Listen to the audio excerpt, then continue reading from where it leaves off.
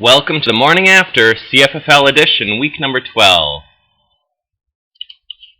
Welcome to the CFFL after week 12. The playoff picture is really kind of cleared up this week, so we'll jump right into the action and see what happened this past week here in the CFFL. First of all, we had the Badgers taking down the garbage man. 68 to 65 and a half.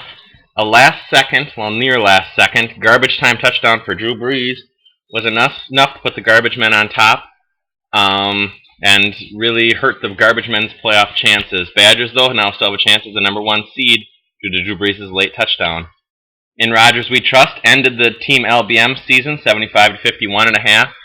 Jimmy Graham had a good day, but not enough as they fell to In Rodgers We Trust, who also have a good shot at the number one seed. Dan's Donkeys against the Kongs, 51.5 to 51. Dan's Donkeys needed either half point or 1 point from Percy Harvin to either end their win streak with a tie or actually win. Percy Harvin came up empty again on a heartbreaking loss for the Donkeys, who now have a chance to tie one of the records of only having one win in a season. And I'll have to check on this and I'll let you know next week. It may be the worst 2-year stretch in CFFL history if he fails to win next week. 1-11 or 1-12 and 3-10. That might be the worst that we've had. So we'll have to take a look at that and see. We'll get the people on the archives on it.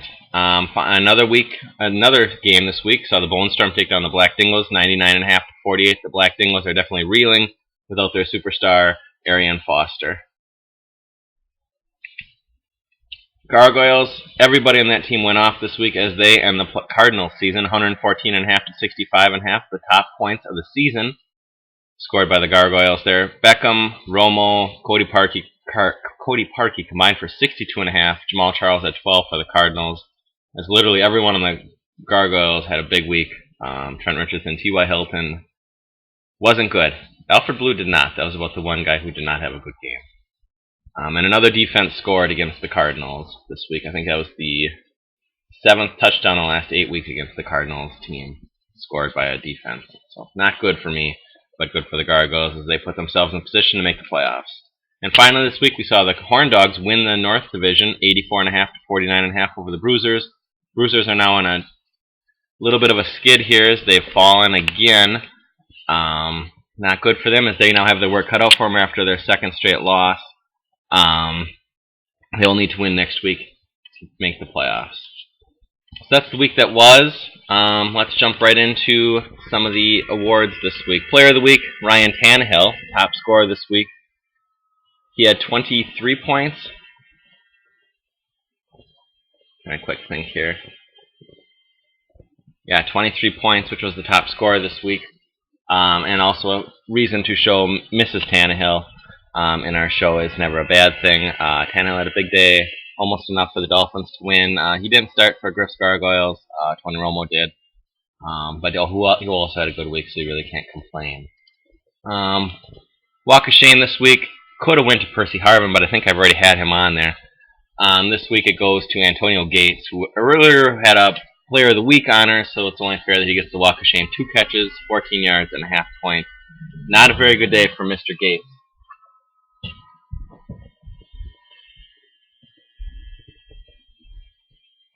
Mr. Gates, though, can't complain too much as he has had a resurgent year in the CFFL. So, not bad. Disappointing for Team LBM as they could have used a really big week from him. Finally, we have Griff's Gripes on Odell Beckham.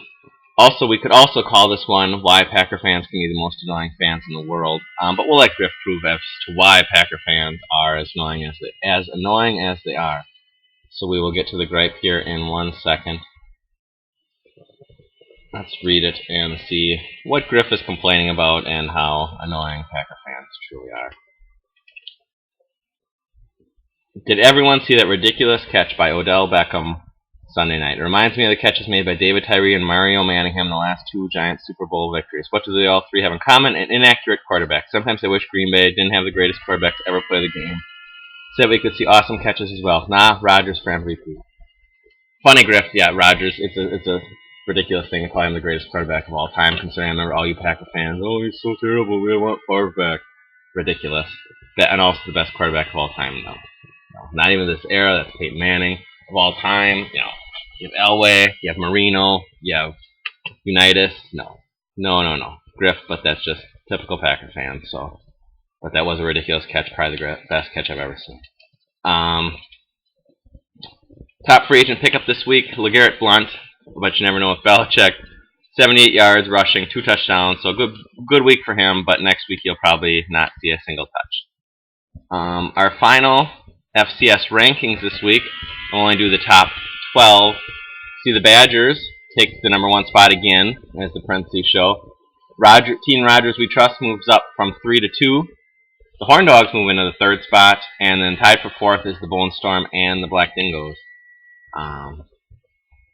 Those teams are all looking like they have good chances to win the Super Bowl, or at least projected to be possibly the best teams. But we'll take a look at the playoff picture now and see who really has a really good chance here due to standings and stuff like that. Race for the top seed could come down to the Badgers in Rogers We Trust and the Horn Dogs. Badgers need to win and they get the top seed and a bye. They have pretty much clinched a bye this year due to the amount of points they have. They have currently 58 more points than the Horn Dogs, so unless the Horn Dogs win, Badgers lose, and they outscore them by 58, probably not going to happen, so Badgers do have a bye, all but sewn up. In Rogers We Trust does need to win and have the Badgers lose to get the top seed, and win alone just to get a bye. Horn Dogs need to win and have in Rogers We Trust lose to get a bye in the first round. Now we'll take a look at the wild card picture, which is a little more convoluted, but still pretty cut and dry. This week, Black Dingoes, who are currently at 7-5, they will play in Rogers We Trust, and they're in the playoffs, unless the Garbage Men outscore them by like 120 points. Highly unlikely this coming week. So they should be in. They have a chance to lock up the 4 seed with a win, and then get a home field advantage in the playoffs. With a loss, they have a realistically very good chance to fall down to anywhere between 5 or 6. Most likely not 6. The Bone Storm need to win by beating Little Big Men to make the playoffs. If they lose, they need the Garbage Men to lose to still make the playoffs. Gargoyles and the Bruisers, the winner of that game is in. Whether it's the 5 or 6 seed is still up in the air. And the Garbage Men need to beat the Kongs and hope the Bone Storm lose to make the playoffs. So there you have it. That is the week ahead, or in the playoff picture. Remember, the higher seeded team does get a half-point advantage in the playoffs, except in the Super Bowl. That goes by bench points. Finally, the actual week ahead, week 13, our finale. Bruisers take on the Gargoyles. Winner is in, loser is out. In Rogers We Trust can sew up a first-round bye with a win, and the Black Dingoes can not ruin their season, but hurt their playoff chances a little bit. And that's a matchup of pretty good teams, both playoff teams, so that's why I made that. Next week, we will go over the fantasy awards. Some of the fantasy awards we'll do the all-fantasy team. Fantasy awards will be the week after, and we'll talk about the playoffs next week. So good luck to all, happy Thanksgiving to all, and I will see you next week. Thanks, bye.